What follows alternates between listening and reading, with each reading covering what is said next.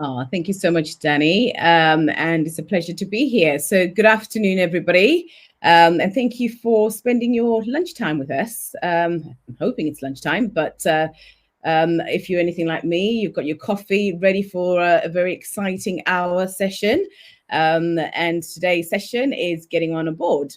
So it's one of those really interesting topics about, what's a board? What is it all about? Why does a board need to exist? So hopefully we will cover all this up for you today, give you really good insight into what it's like to sit on a board, the types of roles that are on boards, and how you can actually get on a board. So I know we've got some people that are aspiring to be board members, which is brilliant. So you're in the right place to find out as much information as you can before you start looking for your next board role, or people that are already on a board, maybe looking for other board opportunities and board roles. So hopefully we'll try and make sure we cover as much as possible. And yes, the session is going to be recorded, so there will be you'll be able to kind of view this or revisit it at any given time to just kind of look at more information and more details. So without further ado, who am I? Who's this person that's kind of speaking? So I'm Cynthia B. Davis, CBE, and for today's purposes, I probably have two hats. So I'll have the hat which is as founder and CEO of the Diversifying group, but also as somebody who also sits on a number of boards. I'm very lucky that I started my board career, probably about 5 years ago, and it's probably one of the most worthwhile, satisfying things that I've been involved in outside my day job. And I'll explain a little bit more about that and why, to me, it's really, really important to do the work that I do as a board member. But I also do other stuff around speaking, and also as a diversity panelist. But talking specifically with my hat on as a board member, and why I decided to join a board, I think for years I never saw myself sitting on a board. I always had this perception of what a board member would be like, and it didn't look anything like me. And I think that's probably because of what I see most boards reflecting. So if I look at the makeup of a lot of organizations, and if you just have to look at who the board members are, there's still a lot of underrepresentation for people of color, but also for women. So there's clearly a lot that boards need to do around diversifying their boards in the first place. And I think that was something that I thought maybe I couldn't do, or I had to wait till I was really a lot older, or later stages of my career, to actually even consider having a career or joining a board. But it was really a conversation that I had with somebody who was actually looking to recruit for a chair, and I had a conversation with them. They were talking about what they were looking for somebody, and I just thought, wow, this sounds amazing. And I said to them, oh God, I wish I could do that. And they said, well, why can't you?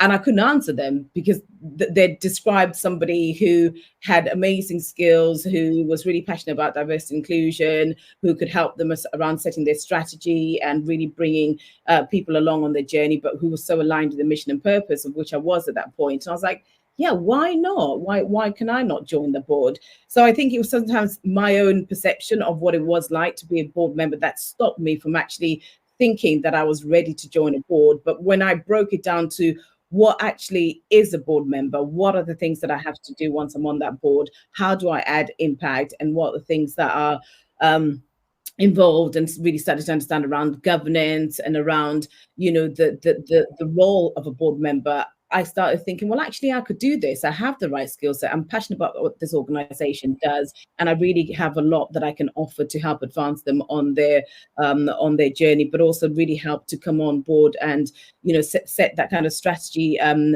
oversight. So that's how I really started considering myself as a board member and joined my first board. And I kind of went in at the deep end and went in as a chair. So that was a baptism of fire. But since then, I've been lucky enough to sit on other boards. I sat as a trustee currently on the board of a charity called Over the Wall, which is fantastic. Anything to do with children, I'm all in, and I always want to find a way to help. So I use the skills that I have to support organisations that are doing great work in supporting children. But also I sat on the board of Headspace, which was an international board, which was very different to a not-for-profit board, and that gave me a very different understanding of what you can add on as an advisor on a different advisory board. So hopefully we'll try and debunk some of the myths that are out there that exist around what it's like to be a board member, help explain the different types of board roles that are available, and hopefully by the end of this we might inspire some people to join and consider joining a board. So we'll move on to the second slide, which is really, I've managed to rope in two of my colleagues who do this day in and day out and run our board practice. And they are responsible for really helping people that are curious about, job opportunity, board opportunities, or joining a board. And they really do take the time to support people and really help them. So I thought it was really important that they joined this session to really be able to offer some advice and some tips really on how to join a board. So I will ask Rebecca and Steph to just come on for 2 seconds on the stage to just introduce yourselves and really what you do within the board practice. Over to you, Rebecca. Thanks, Sin. Hi, everybody. Nice to not see you, but see you all coming on the comments. I'm Rebecca. I'm the head of the board practice here at Diversifying Group. Cynthia is obviously my boss. I'm very lucky. I've got 12 years experience in senior level recruitment, and I joined here about 3 years ago to really spearhead the board practice and make it a little bit bigger and make it a little bit more wider. So my place, non-execs, trustees, chairs across a variety of different sectors and industries, different roles, different levels. I think to kind of echo what Sin said a little bit, it's really important for us that boards are really reflective of the communities that they're trying to serve. And we just really love helping people to kind of realise their potential impact on those boards. So hopefully you get to learn a lot, but very looking forward to any questions at the end. Steph, over to you. Thanks, Rebecca. Hi, everyone. I'm Steph, and I am a talent acquisition executive here at Diversifying Group, and I sit on the board practice. So I support Rebecca, who's my boss, on various roles that exist on the board. And I think the reason why I joined boards is that I've had experience joining board meetings, and sometimes you do see the lack of diversity there. And so being able to be a part of this practice and to really encourage people to come on boards and to bring their skills, their abilities, their experience, and the diversity of thought is really important to me. So yeah, great opportunity for me. Thanks. Over to you, Sin. Thank you, Steph and Rebecca. So if you've got any questions, please put them in the chat, and hopefully we'll be able to answer as many of them as possible. But I'm already kind of just reading some of the comments on there on how people have, kind of held back from joining a board. Again, lack of representation is one of the biggest things I'm seeing on there, where people don't see themselves reflected on the boards, and you can't be what you can't see. And I think that's held a lot of us back from actually considering joining a board or applying for board positions. But there was actually a recent survey that came out, which I kind of just wanted to just talk through, and it was a survey of 250 boards, which is across all sectors that were surveyed, and they asked the board members around what is a board for, why do boards exist, and 100% of them agreed that boards exist because they're there to be responsible for approving the strategy of an organization. And 100% of them also agreed that boards were responsible for hiring and firing the CEO or the exec team. So if you're anybody like me who's always reading the news, you probably would have been reading around what's been all the drama that's going on at OpenAI, where the CEO has recently been fired by the board. So that kind of just shows you sometimes the power that the board can have around making some of these really key decisions. But obviously that's a different type of board to a not-for-profit one, but hence why they also had a bit more power to do that. But also 100% agreed that they were responsible for setting the compensation for this for the chief exec of that organization. This tends to happen with also a remuneration kind of committee that approves the compensation for the senior exec teams. So there's normally a committee that goes through, is advising on how much compensation should be paid for the CEO and the senior exec team. So that just gives you a little bit of insight into why boards exist and a little bit of power that they have in making some of those kind of key decisions as well. I'm seeing a lot of people have clearly been, again, following the OpenAI kind of drama that's going on. But if anyone hasn't, do read it up, because it's really interesting around the complexities of boards and execs when everything kind of goes wrong a little bit. So a little bit about us and our organization and why, boards are so important to us. So we're Diversifying Group, and a lot of the work that we do, as Steph and Rebecca alluded to, is to really try and support organizations diversify their boards. So this is when they are looking for either a chair or trustee or non-exec to join their boards. A lot of the times they will come to us and give us a bit of an overview of what it is that they're looking for. We support organizations more around finding great talent, and that talent is also unearthing, people and people that will sometimes self-disqualify, who might not consider themselves to be, a board member. So a lot of the work that we do is giving advice, support, encouraging, and just really trying to eliminate that self-disqualification that we see, especially when we are talking around board positions. So the work that we do is really to support organizations to find the best talent. We want to make sure that boards become as inclusive and as diverse as they can be, but that means we're having to bring a fresh injection of talent to sit on those boards, because historically boards haven't looked representative at all of our society. If you just look at the makeup of some of the FTSE 100 kind of boards, I think there was a recent survey that only less than 10% were from diverse kind of backgrounds. So there's clearly more work that needs to be done around diversifying boards. Until we can have leaders that are representative of society, it's really difficult to make that change and to have that diversity of thought and to be able to support wider society, without having that representation and that diversity of thought and lived experiences on the boards where those decisions are made. So it's really, really important work that we are trying to do around diversifying the makeup of boards. And also, just this leads on quite nicely around the different types of boards that they are. Steph, if we just move on to the next slide, because I think sometimes there is a misconception of what boards they are, and these could range from not-for-profit boards, charity, to PLC boards, and there are a number of different boards that people can sit on. But we kind of just wanted to just break it down a little bit so everybody has a good understanding of what those boards are and the type of roles that are in those boards. So I think at the start of this, I talked about how I became, my first ever board role was as a chair. That was actually for a not-for-profit organization, and typically, with not-for-profit organizations, you would have a chair, and the chair is responsible to making sure that the meetings run smoothly, that there is direction, there is an agenda to those meetings taking place. They are holding the exec team to account on how they're running that charity, how they're using the funds of that charity, how they are supporting the mission, the purpose, the beneficiaries of that charity. So everything is detailed. There's somebody that's taking minutes, in that meeting. So the chair plays a really, really critical role to make sure that everything runs seamlessly, that everybody has a voice around that table, and everybody's given the chance to scrutinize any information that is there. And typically the chair would make sure board members receive a board pack,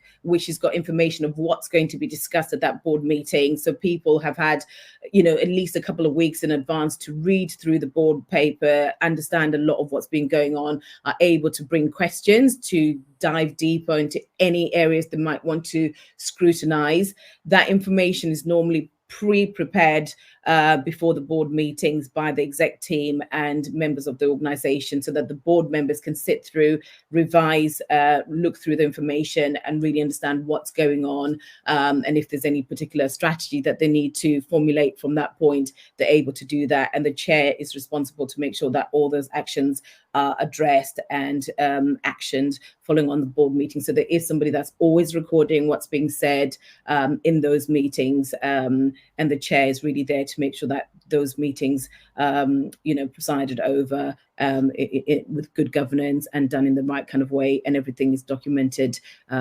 for later kind of transparency as well. And then what you normally have typically around the board table is trustees. And this is in the case for not-for-profit or charity board. And trustees are there to support the chair in the role, but also to scrutinize and, add value, bring the talents that they have around how the charity could better be running. So for instance, if you've got marketing kind of skills and you're sitting there as a trustee who's got marketing skills and you know that they're about to launch a particular campaign around raising awareness, you can really add value by advising them on the strategy that they should take, on how to take that to market. So this is where your talents are really playing a key role in really that advisory piece, that using your knowledge of the skill set that you have to really advance the work that is being carried out by that board. Hence why traditionally or typically, the board would have trustees, normally an average about 8 to 10 or 12, that have different kind of skills, so that you've got that collection of diversity of thought, diversity of skills, and diversity of knowledge that's around the board to be helping drive that agenda for the organization. So the role of the trustees is really important, and we'll talk through later around what a trustee needs to have and what they need to be able to bring to the table. But also just conscious of time, so I will kind of wrap this up quite quickly around the types of board roles. There's also the non-exec director. So this is an important one, because this is not an actual executive role within the organization, but you are there really to provide an independent and external perspective. You're there to be objective of the work that's being carried out by the exec team. And typically this could be for not-for-profits, or it could also be for the public and private sector. So it's not an actual, you're not actually working directly for the organization, but you're there as an independent and external capacity to provide that direction.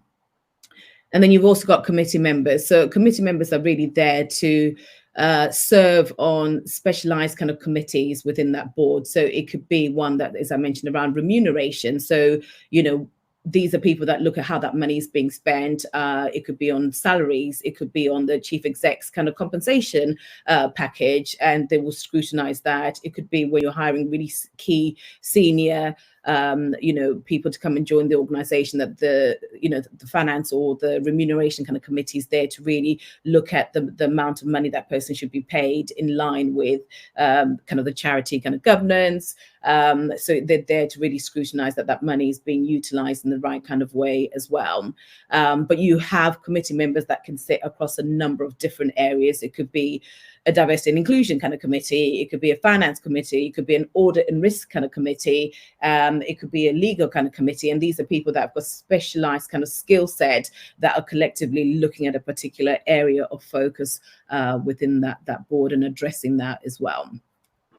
And then there's co-opted kind of members, which again are appointed people who are there with specific kind of expertise that are offering insights and also just there to complement some of the board's knowledge. And sometimes they can also help with this kind of skills gap that the board might have. So they don't necessarily take a trustee role, but they're there to support. And traditionally, sometimes the co-opted members can then apply to be a trustee if a particular trustee role comes up with that skills that's needed as well.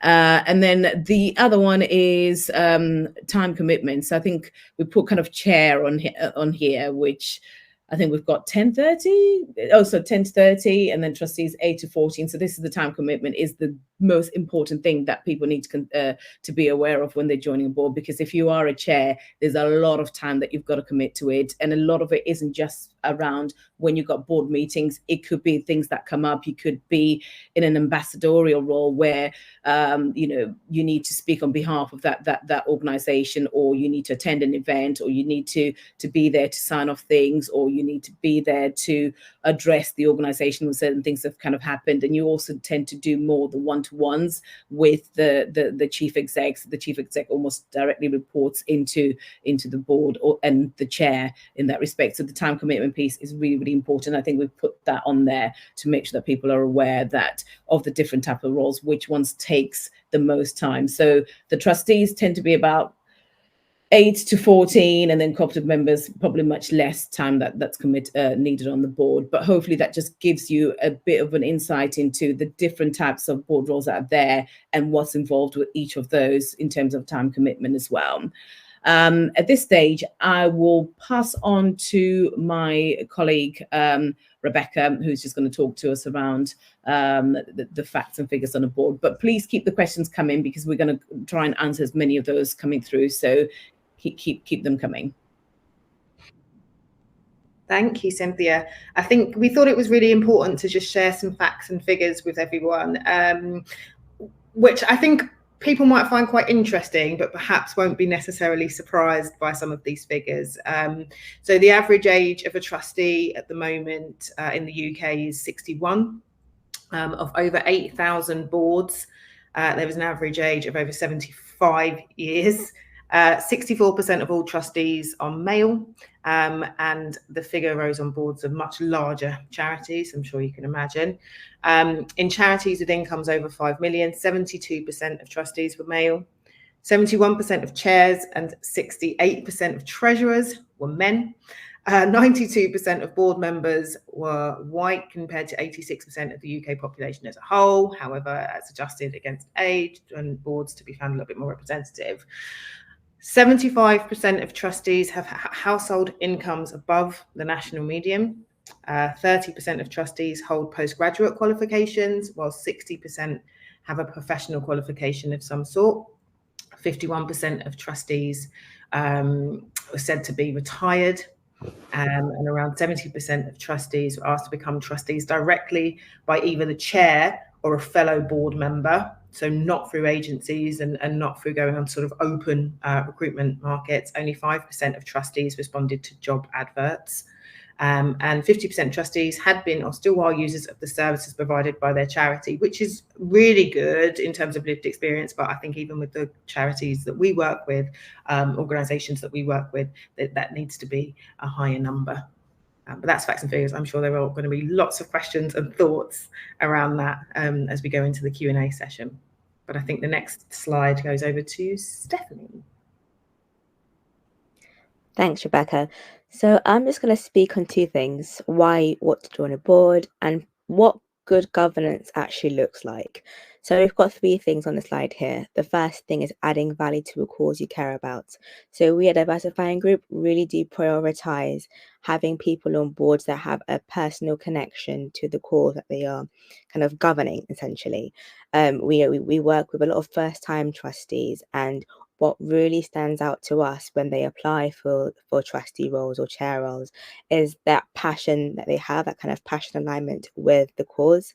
The second thing is using your skills and to bring insights from your day job. So I think we do underestimate the amount of information and experience that we can bring to various causes, to various organizations. And I think I read a comment about someone having 10 years plus of experience in the financial services I guess industry. That's amazing experience and an insight that can be so vital for a board and to be able to steer them in the right direction strategically. And then the last point here, diversity of thought and experience. One way of knowing if a board is working well and functioning well is to see the diversity that exists on a board. So being able to have people who represent marketing or finances or HR, having a diversity of thoughts on the board really enables to have fruitful conversations, bringing in insights from various, industries, allowing for really productive conversations, highlighting things that perhaps somebody else might not know, and being able to have a well-rounded discussion and come up with really good solutions and decisions. So what does good governance looks like? Well, initially, as Cynthia has already mentioned, you're really being able to kind of direct the organization strategically. So LinkedIn defines good governance to be strategic oversight as to review business policies and plans and programs, and to ensure that they are achieving results originally set out and that they are still aligned with the business values and visions. So it's really ensuring that the organizations are sticking to what they initially have put out, and kind of aligning with that, if it's, you know, a 3-year strategy or a 5-year strategy. It's about accountability and compliance. So various organizations and companies do sit under a regulation. So, for example, in the non-for-profit sector, you have the Charity Commission. If you're talking about certain other organizations in the corporate sector or in the public sector, they also sit under a regulatory body. So it's about following the policies that are put out by these bodies. Legal responsibility. So every chair and trustee has a legal responsibility to ensure that the organization is being run properly. Eyes on, hands off. So I guess the difference between being on and being in a high executive position and being on a board is drawing the line between having strategic oversight and then having your hand in the pie, being, you know, doing the thing, doing the day-to-day job. And it's really key and really important to know the difference between the two. If you're on a board, it's very much having an oversight of what's going on. But if you're on the executive team, it's about actually implementing those things. So just having that, I guess, what's one thing that I guess new trustees ought to be aware of is that transition from the day-to-day work to actually just having a strategic oversight and input. Good scrutiny. And I guess this also ties into the next point of, you know, having a conducive environment to challenge and be a critical friend. I think when we conduct interviews, we like to see if candidates have the ability to, you know, be a critical friend, being able to challenge each other, because once you challenge each other and there is that diversity of thought on the board, it enables to have fruitful conditions and fruitful decisions and conversations. And I think what's important is that when you're able to challenge things, it brings up things that perhaps the executive team did not know or did not recognize. So being able to scrutinize, being able to be a challenging friend and critical friend is important. And lastly, you know, that regular communication with the exec team, as Sin has already mentioned. The chair regularly meets with the CEO to discuss things, and being able to have that good communication and regular communication with the exec team is important. And I'll now hand over to, I guess, all of us for the questions.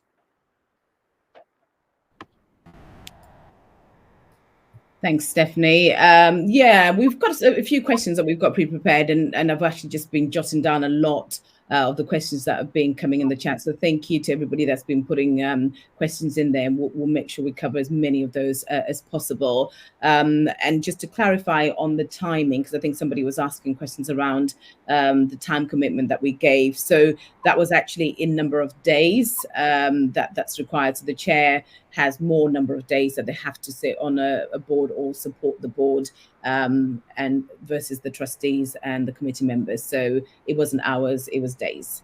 So that's why it's quite a lot of time commitment. But okay, so if we start with one of the first questions on here, and I'll probably direct this through to Rebecca. So Rebecca, what are the first steps a person should take to be I suppose board ready? Because we've seen there's a lot of people here who want to join and aspire to be a board member. So what are the first things that they really need to be thinking about to be board ready?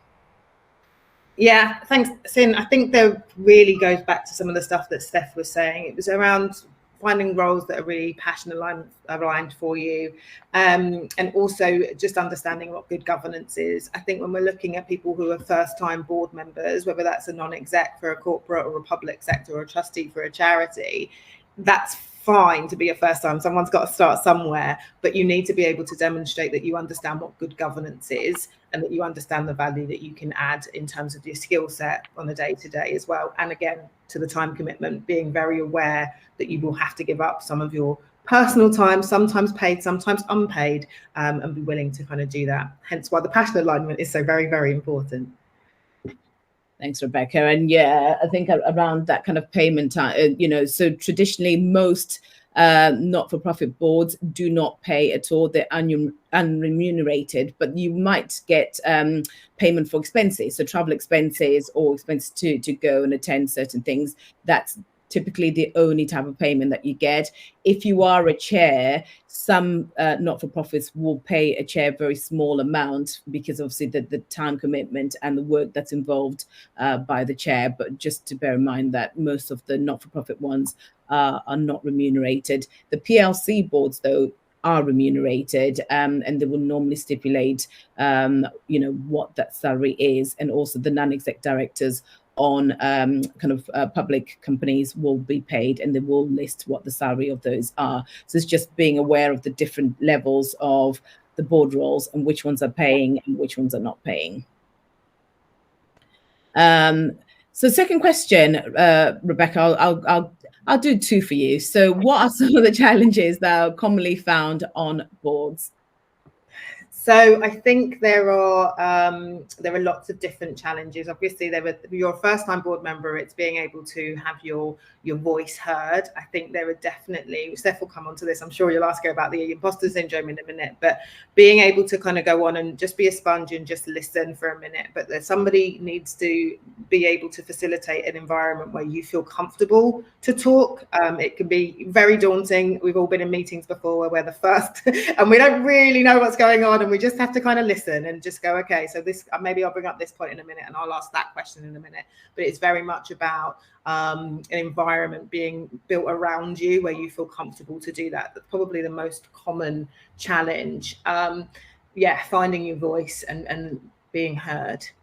Yeah, and I'll probably also add to that is just understanding the risks that are associated with being a board member, because you are held accountable should things go wrong. So always look, and if ever you're going on a charity board, look and see if there's any any claims or undisputed kind of grievances, things going on that are related to the board. So do your due diligence on that board before you join it, because again, anything that the board adheres to or makes, you will be held liable for that. So it's just really understanding the legal implications that the role entails as well before you join the board. So these are things that sometimes people don't realize that they are actually held liable for. But again, it's just being really clear and understanding your role and what's involved. This is where the scrutiny bit comes in. Make sure that you're really, really clear on the part that you play as a board member.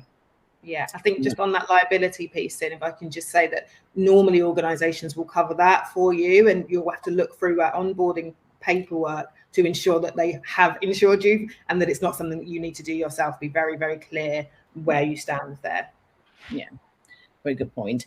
And then I think one of the things that you touched on there, Rebecca, was around the imposter syndrome, really. And I think that's one, I definitely felt that when I first joined the board. It took me a while to really kind of know I was there, because I was bringing a lot to the table. I had a lot to add and a lot of value to add.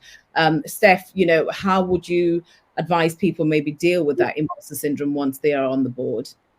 Yeah, I think it's about really recognizing that value add that you can bring.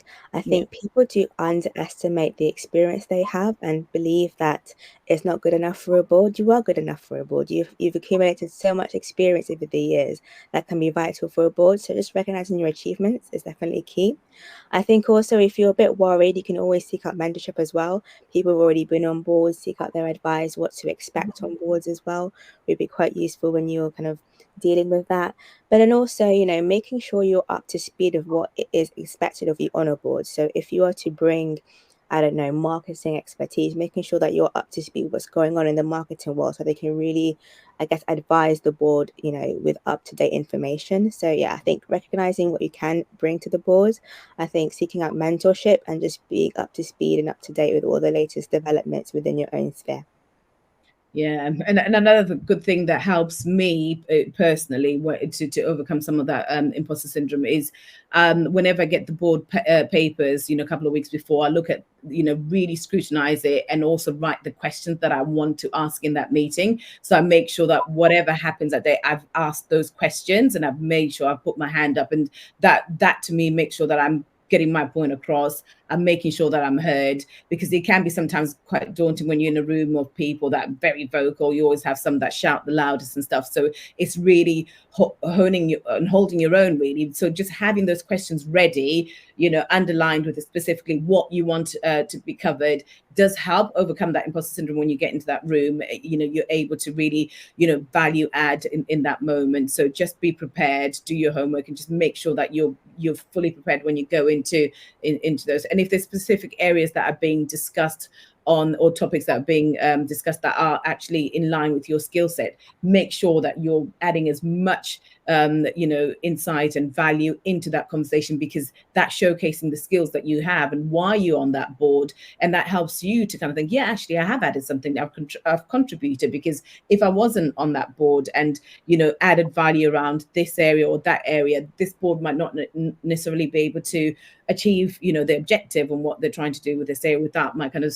expertise and knowledge and insight. So it does sometimes help with validating your skills, your knowledge, and why it's so important that you've got that seat at that table. And there's also another question, Steph, I wanted to ask is, what should people expect when they join a board? So it does depend on the organization that you're joining, but usually boards do have an induction process where you get to meet the board, meet the exec team, just to have an understanding of the organization when you begin. I think also when attending some meetings, there may be some vocabulary, some jargon you might not be so familiar with. So definitely in the first few meetings, as Rebecca's already said, making sure that you're noting down all of the things you don't understand and then finding out more about those things. Reading up on those board papers. So board papers are circulated well in advance, making sure that you know what's going to be spoken about, the agenda for those meetings. And I think just knowing that, when you're joining a board, you're having that opportunity to bring your knowledge and your expertise. So I think just having that realization that you're going to do, good for that organization. So when you're joining a board, expect it to be that next step in your career, something you can add not just to your portfolio, just in your general kind of personal life, being able to contribute to society. Perfect. It's a great opportunity to actually answer some of the questions as well that have been coming through the chat. So I've just jotted a few down, and we'll try and answer many of these. So one of the questions that was on there was, what experience do boards look for when they're recruiting for board members? So in your experience, Rebecca, you obviously run the board practice. What are some of the typical skills that and experiences that board are normally looking for? Yeah, so I'm going to take a little step back for that actually, and just be really clear that boards are looking for specific skills and experiences when they come to us. It's very rare that a board will say, I'll just have anyone who can do anything, because actually boards have skills on their board already from different board members, that they are looking to fill a skills gap. So I would just be very clear that when you're looking at board roles or applying for board roles, that it is aligned to your skill set. If you are a HR professional, look for HR roles. If you are a legal professional, look for legal roles. If you're a generalist strategist, there may be some that are very sort of generalist strategists. Look for those. That's really important. Yeah, thanks for that. And one of the things that boards do, and we've just, on the board that I sit on, we've just completed what's kind of called a board skills audit, where we've actually looked at the skills that all the board, all 12 of us currently have, and then looking at, well, where are the gaps that we've got, which are the board members that are going to be stepping down, where we know we're going to need those skills to be replaced on the board, so we haven't got that skills gap on that board. So normally when the boards go out to start recruiting for board members, it's because they know either somebody's stepping down with marketing skills, so they're going to need somebody to replace them that's specifically got that marketing kind of knowledge, or it's legal kind of skills, therefore they need to backfill with somebody that's got those kind of legal expertise. So that's normally where the skills element come from when boards are recruiting, is making sure that they've got that blend of skills around the table. So whatever kind of challenges that they might have, or insight that they might need, there is that representation from the board perspective that can really help with whatever experience they're looking at. So hopefully that answers the question around the experience that boards look for when they're recruiting. There was also another one, which was, do you need to have a certain level of seniority in your career to be eligible for a board position? Now, this is a really, really good question. Who wants to take this, Steph or Rebecca? Steph, do you want to take that one? Yeah, sure. I think it's not necessarily about your seniority, but your experience. It's about having the amount, the kind of right experience and a lot of it to be able to really strategically direct an organization. You know, we've placed young trustees on board. We've I think last year we placed someone in the MS Society, and I think she's in her late 20s. But it's that experience. It's about having that ability to direct an organization at the strategic level is more so than, you know, if you're at, you know, if you're a certain seniority in an organization. Yeah. So, oh, go on, Rebecca. Sorry, there you go. I think we're probably going to say the same thing. It is definitely about being able to showcase your ability to look objectively and strategically around stuff. And I think that kind of goes to the skill set question as well before, that you don't have to be whatever the average age was, if it was 75 or 65 before, you definitely need to be able to showcase an ability to look at things objectively and strategically. And I know there's one of the questions in the chat, which is around resume and structure and writing. It's an ability to show that, to Steph's point a few slides back, it's that eyes on, hands off.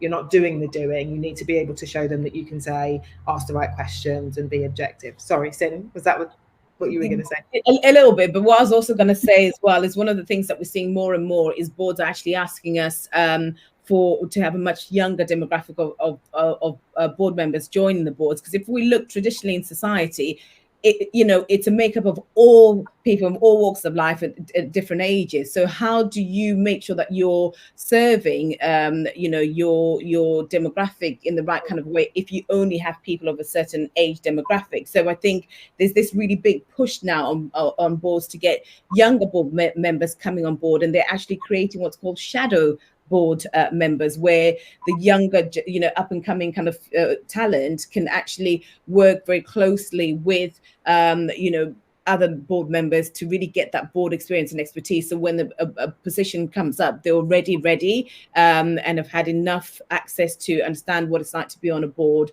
really be able to support, understand the responsibilities, and they can just step into those roles very seamlessly. So I think that's really something that I'm really excited about, where these boards are starting to put those shadow boards and giving those younger voices. And one of the youngest people that we've placed was actually on the board of Comic Relief, and this was because they were trying to engage with the younger demographic of audience and move away from the traditional kind of telethon days where people sat around the TV and donated, after watching, a program on Comic Relief. But now, social media plays a big part in that. When you are fundraising, how can you reach different audiences and different demographics?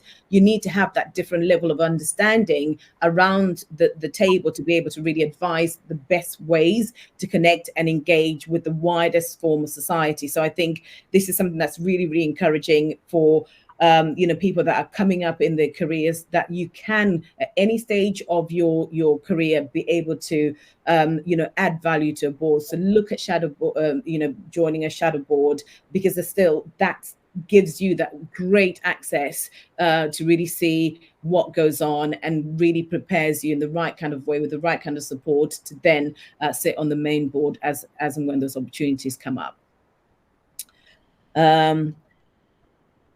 Another question, which I really, really loved, is would someone who is currently a school governor have the right kind of experience to join or be considered for a board role?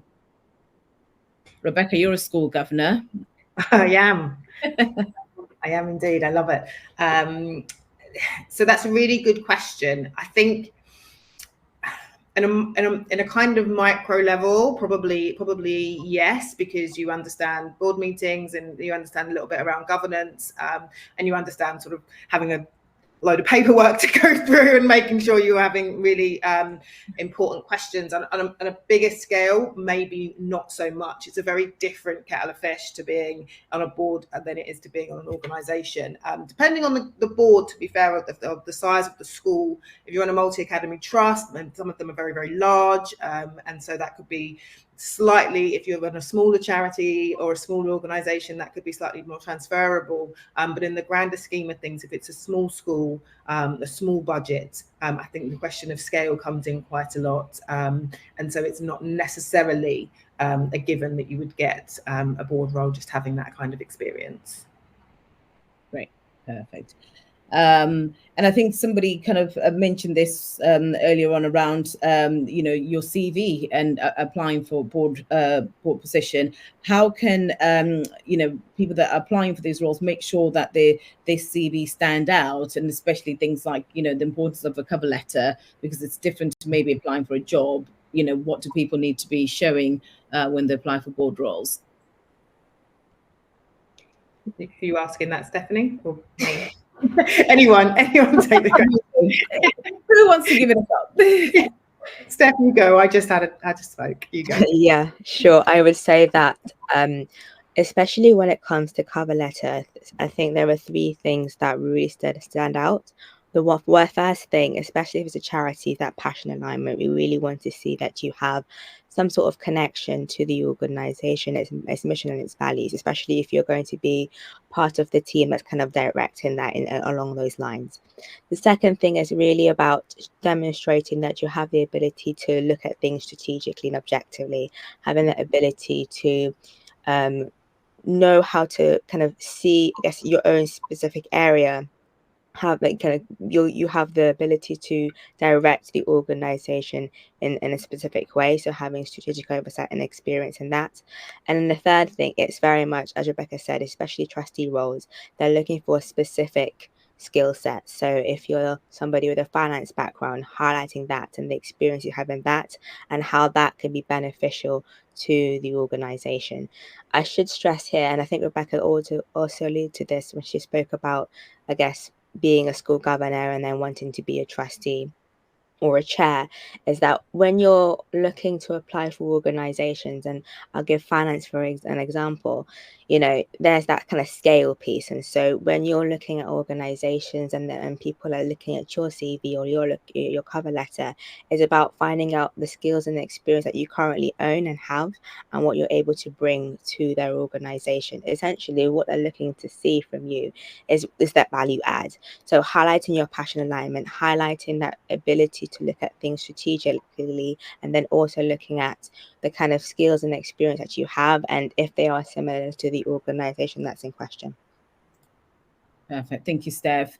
And one of the things I would always say is always bring out the passion of that particular organization that you're looking to apply. So for instance, for me, when I put in an application for Over the Wall, which is the charity that I'm a trustee for, one of the things that really struck me was the work that they do around supporting children with serious illnesses, and especially children who don't get access to go out and just have fun. And as a mum and as somebody who has a child who's healthy and is able to go out and enjoy, there was that privileged part that I thought, I want all children to experience that. I want all children to be able to go and just have fun, and that their illnesses shouldn't stop them from doing that. So the incredible work that Over the Wall does is to create fun in a very secure and safe environment where it's catered to their different needs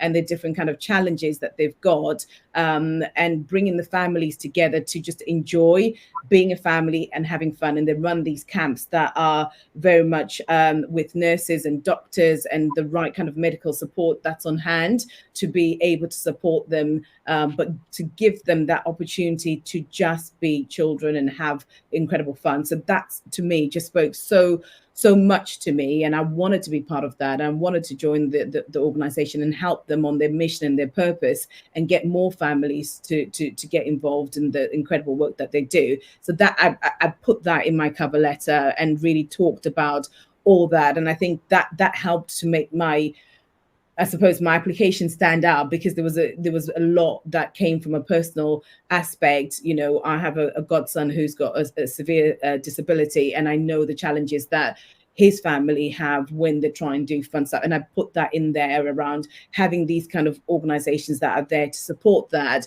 means the world to families. So I was able to really articulate the personal side of why I wanted to sit on that board. So I think if you can sometimes align the skill set with the mission and the purpose, that can also help your application to be a lot stronger, because it's not always just adding value in the skills, but it's also, you know, that purpose of that organization, what they're trying to do, and how you align with that mission is also very, very important. So make sure that's included in the application that you're putting together, and that will hopefully make it stand out a little bit more.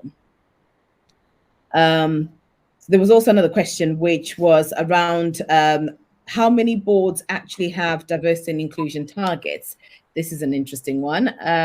Rebecca, would you like to answer this one? Yeah, I think so. I don't. There are no quotas for charity boards actually given to them by the Charity Commission. Some individual organisations will have their own kind of internal plans, but I don't believe there's one actually given by the Charity Commission that says you have to have a certain amount of diverse individuals on your board, nor do they say that they have to have a certain amount of women or young people. The Good Governance Guide is, I think, Principle 6 is the EDI, EDI principle. So there is something in their guide that says that it's important, but that's about as far as it goes. There are other quotas on non-charity boards. So I think there's, I think the Parker Review, the FTSE Parker Review goes into a lot more detail around the FTSE boards having actually have to have quotas for women, but there isn't any for charity boards. Perfect.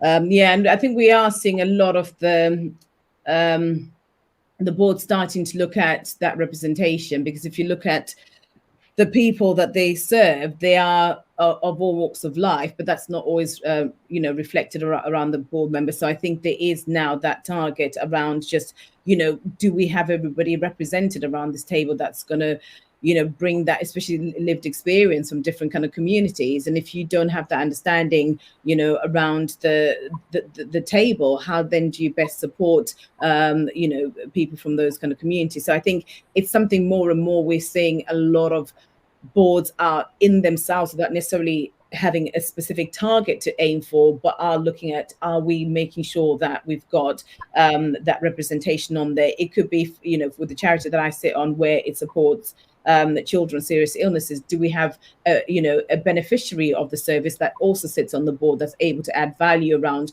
what the organization is doing from a board perspective, because they've been through it, they understand you know, firsthand. So that lived experience is really, really important to have on the board as well, so they're able to support the beneficiaries in the right kind of way. So I think that diversity also does include things like lived experience of the mission and the purpose, but I'm speaking here in terms of you know, the not-for-profit kind of boards that I'm involved in, and what they've set on themselves, not because they're trying to hit any specific diversity target.